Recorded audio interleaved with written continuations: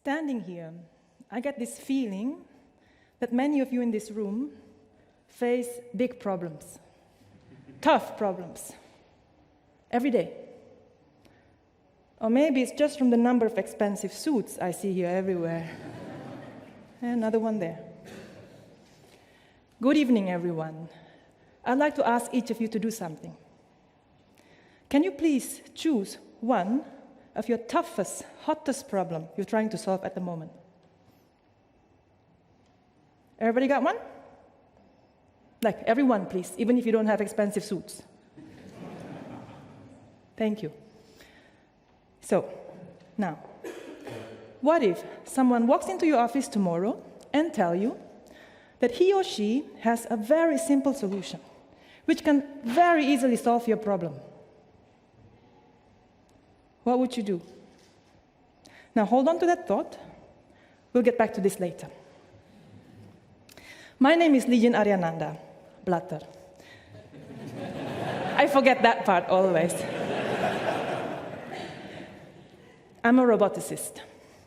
I make these robotic cakes for my daughter's birthdays. This year, she can press a button and the cake sings. Old MacDonald had a farm, and a cow and a horse starts walking around on top of the cake. It was fun.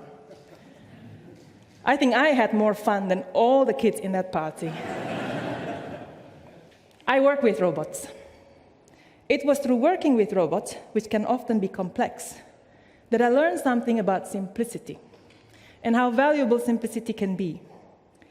I'd like to share with you two key lessons which have significantly transformed my approach and expectation for others in solving problems. Let's start with lesson number one. Simplicity is not easy, but worth it. Some years ago, I started a new job at a robotic company as the technical lead for their flagship product, a gait rehabilitation device which helps patients relearn how to walk again after stroke, spinal cord injury, or other neurological disorders. The hot topic at that time was the critical goal to extend this device with a side-to-side shift of the body center of mass, an important element of physiological walking and balance. Several approaches have been tried, but there was no feasible solution in the horizon. Message was very clear. We want to be on the market yesterday. And it was my job to make this happen. Have you ever had an experience where everyone was working on a very challenging problem and you saw a very easy, simple solution? Then you thought, hey, wait a second. If it were so easy, someone else would have thought of it before, right? 2 years into the job, this happened exactly. I saw a very simple solution to our problem, and I doubted. Hey, wait a second. People have been working on this for years. What am I missing here? So, I did what anyone would do. I waited until my 3-month trial period was over, and I started an underground project, quietly, to find out if the idea would work. I had no money, no resources, but I had good luck. An excellent and cheap master intern showed up. Within 1 month, we came out of the ground with a proof of concept, and later, a functional model. Together with a super talented team, within 10 months, we transformed no way into product ready for sale. One may say, this was an example of thinking outside the box. Yeah, well, okay. Of course I was. I was literally outside the box. I was brand new. And no, I didn't smoke anything. I just didn't know that the problem was so difficult.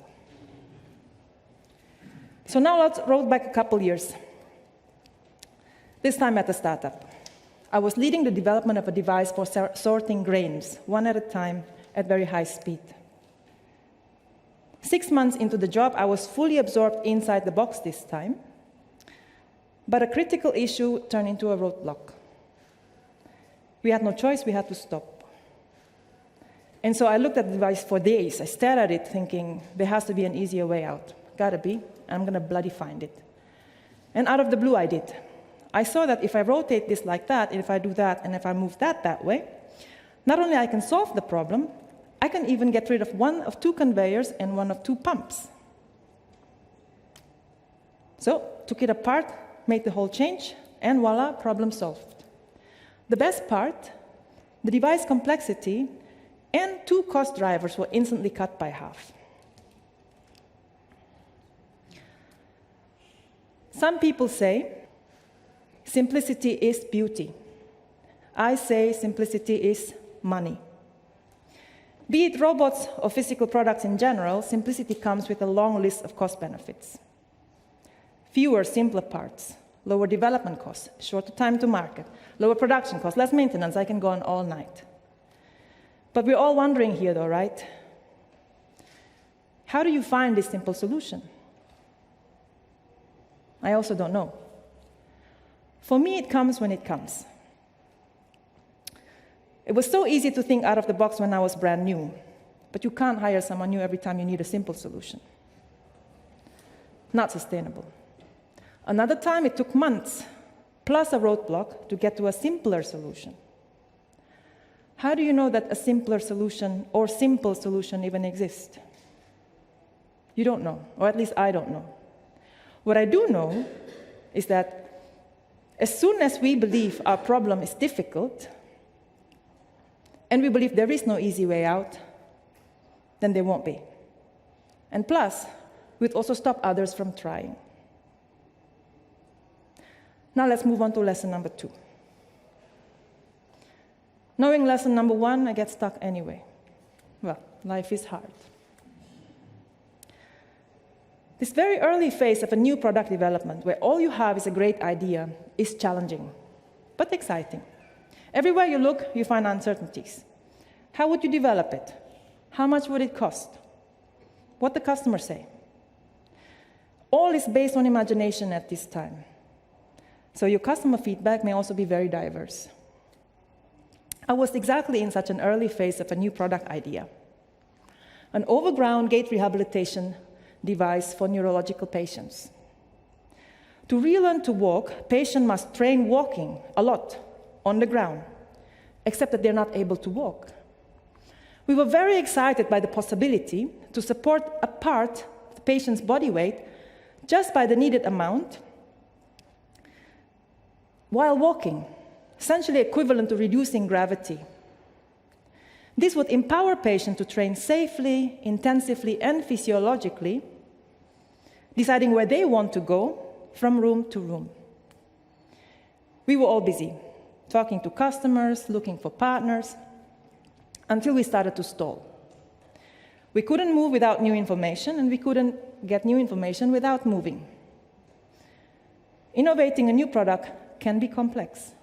Sometimes there is no easy way out. In the book, The Subtle Art of Not Giving an F***,